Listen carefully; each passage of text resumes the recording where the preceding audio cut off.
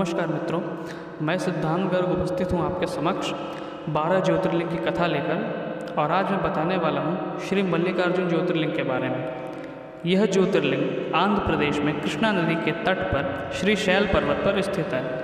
इस पर्वत को दक्षिण का कैलाश भी कहा जाता है। महाभारत, शिव पुराण तथा पद्म पुराण आदि धर्म ग्रंथों में इसकी महिमा और महत्ता का विस्तार से वर्णन किया गया है। पुराणों में इस ज्योतिर्लिंग की कथा इस प्रकार बताई गई है। एक बार की बात है, भगवान शंकर जी के दोनों पुत्र श्री गणेश और श्री स्वामी कार्तिकेय विवाह के लिए परस्पर झगड़ने लगे। प्रत्येक का आग्रह था कि पहले मेरा विवाह किया जाए। उन्हें लड़ते झगड़ते देखकर भगवान शंकर और माँ भवानी ने कहा, तुम लोगों में से जो पहले पूरी पृथ्वी का चक्कर लगाकर यहाँ वापस लौट आएगा उसी का विवाह पहले किया जाएगा। माता पिता की यह बात सुनकर श्री स्वामी कार्तिकेय तो तुरंत पृथ्वी की प्रदक्षिणा के लिए दौड़ पड़े, लेकिन गणेश जी के लिए तो यह कार्य बड़ा ही कठिन था। एक तो उनकी काया स्थूल थी, दूसरे उनका वाहन भी मूषक चूहा था।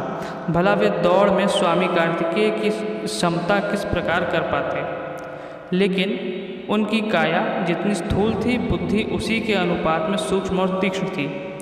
उन्होंने अविलंब पृथ्वी की परिक्रमा का एक सुगम उपाय खोज निकाला। सामने बैठे माता पिता का पूजन करने के पश्चात उनकी 7 प्रदक्षिणाएँ करके उन्होंने पृथ्वी की प्रदक्षिणा का कार्य पूरा कर लिया। उनका यह कार्य शास्त्रानुमोदित था।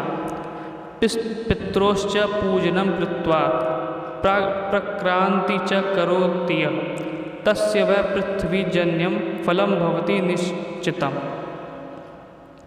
पूरी पृथ्वी का चक्कर लगाकर स्वामी कार्तिकेय जब तक लौटे तब तक गणेश जी का सिद्धि और बुद्धि नाम वाली 2 कन्याओं के साथ विवाह हो चुका था और उन्हें क्षेम तथा लाभ नामक 2 पुत्र भी प्राप्त हो चुके थे। यह सब देखकर स्वामी कार्तिकेय अत्यंत रुष्ट होकर क्रौंच पर्वत पर चले गए। माता पार्वती वहां उन्हें मनाने पहुंची। पीछे शंकर भगवान वहां पहुंचकर ज्योतिर्लिंग के रूप में प्रकट हुए और तब से मल्लिकार्जुन ज्योतिर्लिंग के नाम से प्रख्यात हुए। इनकी अर्चना सर्वप्रथम मल्लिका पुष्पों से की गई थी। मल्लिकार्जुन नाम पड़ने का यही कारण है। एक दूसरी कथा यह भी कही जाती है, यह इस शैल पर्वत के निकट किसी समय राजा चंद्रगुप्त की राजधानी थी।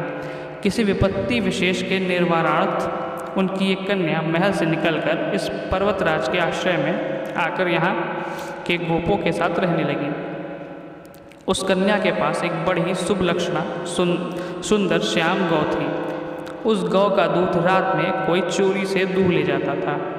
एक दिन संयोगवश उस राजकन्या ने चोर को दूध दूहते देख लिया और क्रुद्ध होकर उस चोर की ओर दौड़ी, किंतु गौ के पास पहुंचकर उसने देखा कि वहाँ शिवलिंग के अतिरिक्त और कुछ नहीं है। राजकुमारी ने कुछ काल पश्चात शिवलिंग पर एक विशाल मंदिर का निर्माण कराया। यही शिवलिंग मल्लिकार्जुन के नाम से प्रसिद्ध है।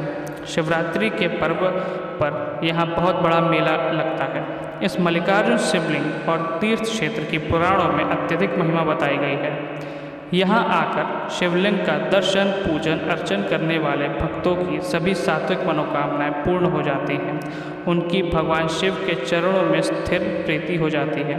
दैहिक, दैविक, भौतिक सभी प्रकार की बाधाओं से वे मुक्त हो जाते हैं। भगवान शिव की भक्ति मनुष्य को मोक्ष के मार्ग पर ले जाने वाली है। तो मित्रों, ये कथा थी श्री मल्लिकार्जुन ज्योतिर्लिंग की। और अगर आपको ये वीडियो पसंद आता है तो चैनल लाइक, शेयर, सब्सक्राइब करें और साथ ही साथ ज्वाइन बटन से चैनल को ज्वाइन करें। बहुत बहुत धन्यवाद। जय सिया राम। हर हर महादेव।